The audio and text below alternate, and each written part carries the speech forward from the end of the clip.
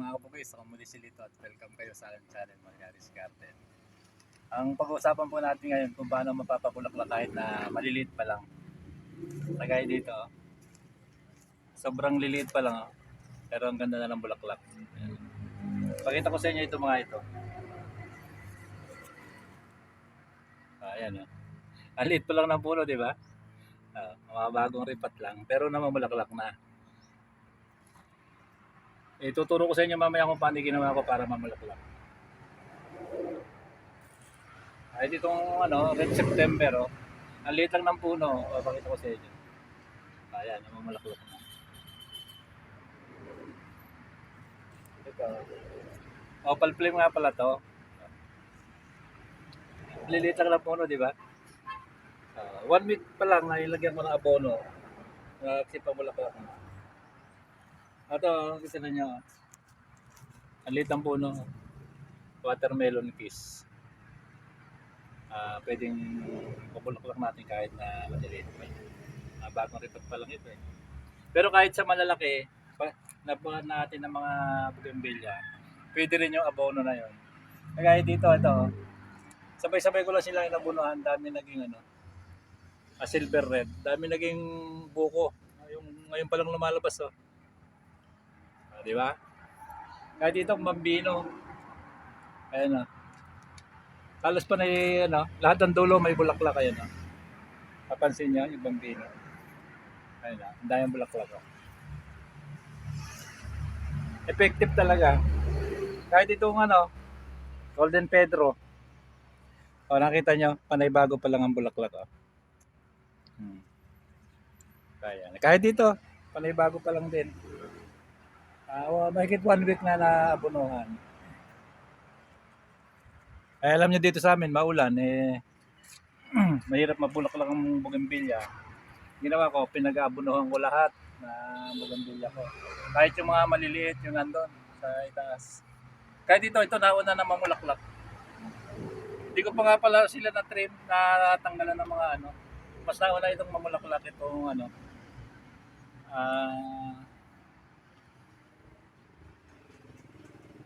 tanggalin ko nga pala ito. Ano nga pala ito? Chinda yellow. Hindi ko nga pala natanggal ito. Sige, naging busy ako ng mga nakarang araw. Hindi ko sila naasikaso masyado.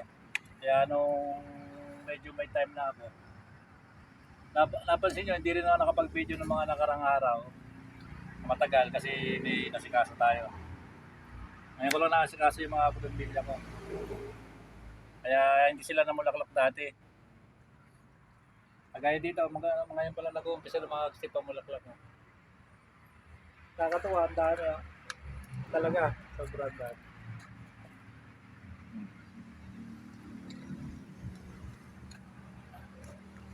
Ito nga pala isa dito.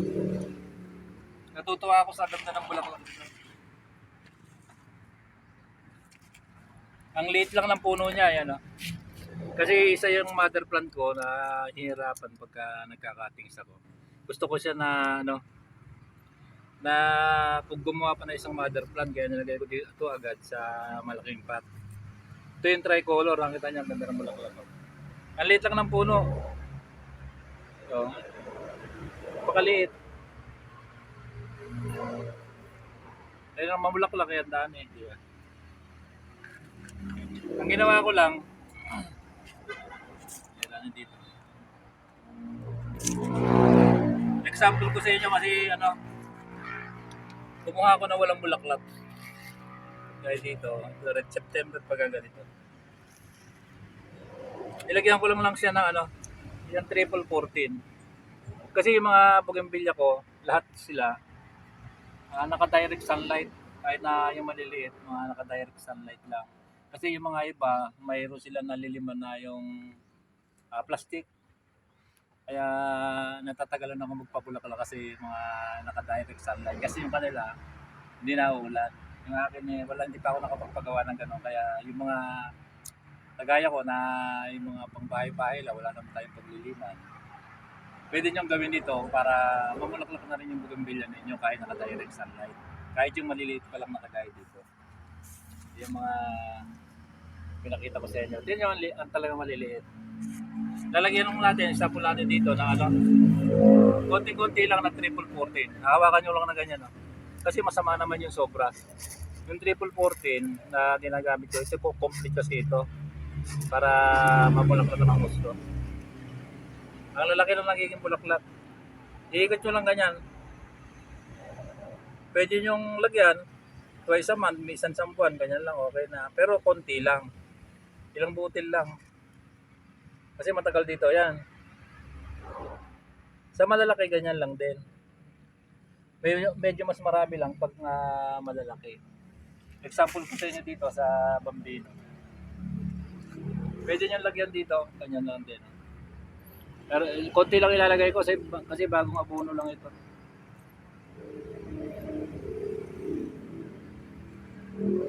Yung isa, ganyang kalusog oh, na magiging bulaklak niya.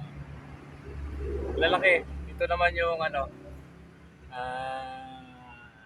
Nescafe. Malilimutin tayo sa mga pangalan. Mga bagong-bago pa lang din. Ayan ah. Bagong-bago pa lang din ang mga bulaklak niya. Ayan ah. Halos ngayon pala bumubuka. Di ba? Talaga nakakapagpalaki ng bulaklak. Nakapagpapabulaklak talaga. Triple 40 na yan. Dito, makikita nyo yung pinaglagay niya. Yung nag-green na ganyan. Ah. Pag tinamaan siya ng abono, nag-green yung tapat niya. Ito pa yung isa.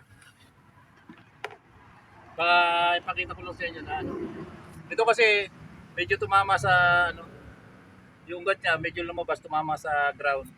Kaya medyo parang naglanta pero na bagong abono din. Nakita niyo ah. Ang ganda ng bulaklak.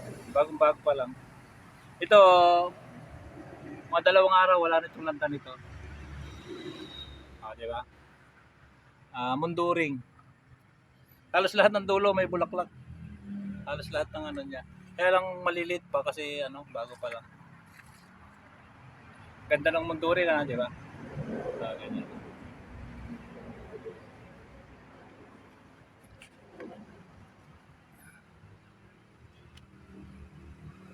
Ganun, na-share ko lang sa inyo kasi yung mga napabayaan ko nga naman ng nakalarang araw, yung mga maliliit yung bougainvillea, bagong ripat. Marami sila pero bagong ripat. Bagong abono. Nung may ripat ko, pagkaraan ng 1 week, inabunuhan ko ng tip ko konti na ano, na triple 14. Pwede ko ipakita sa inyo, kaya lang hindi pa masyadong established pero nag-uumpisa na mamulaklak kasi bagong ripat na. Kinuha ko lang ito doon. Binibiro mo naman na naliliit ka lang mamulaklak na. Effective talaga itong triple 14 na gamit natin. Kaya lang, wag lang sobra-sobra. Yung sakto lang. Pagka nailagay nyo, pwede nyo diligan. Diligan nyo na agad. Ito, kumuha pa ako na isa. Di ba nagsibo ng bulaklak? Ito, talaga walang dahon ito. Naubos talaga lahat ng dahon niya ang nagkagaya nito. Halos ganito siya. Pero nung napunuan natin ng triple 40, nagsipag-usbong siya na ganyan. Nag-usbong siya, may bulaklak na. Ayan. Effective talaga. Walang kadahon-dahon, kala ko machuchugi na siya. Ayan ha. Ngayon siguro ito, yung 1 week pa ito, yung punong-puno na ng bulaklak ito. Kasi halos lahat ng sanga huwag namin sabihin na lantay yung sanga kasi nag-usbong ngayon. Mga usbong lahat. Brisa Pits to Brisa Pits. Ganda ito.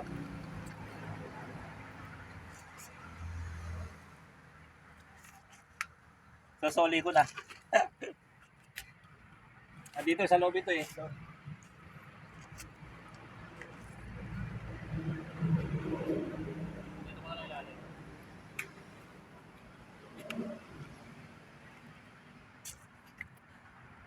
So, dahil pakita ko na sa inyo, talagang effective yung ginawa ko. Mahigit lang na 1 week na talagyan nyo mga yan.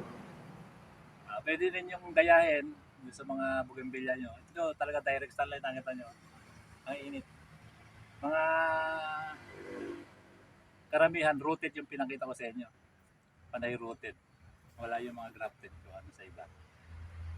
Nandito na lang at maraming salamat sa patuloy na panonood nyo ng mga video ko. Pag nagustuhan nyo ang video ko ito, please like, share, and subscribe. Pakihit yung notification bell para mag-update kayo sa mga susunod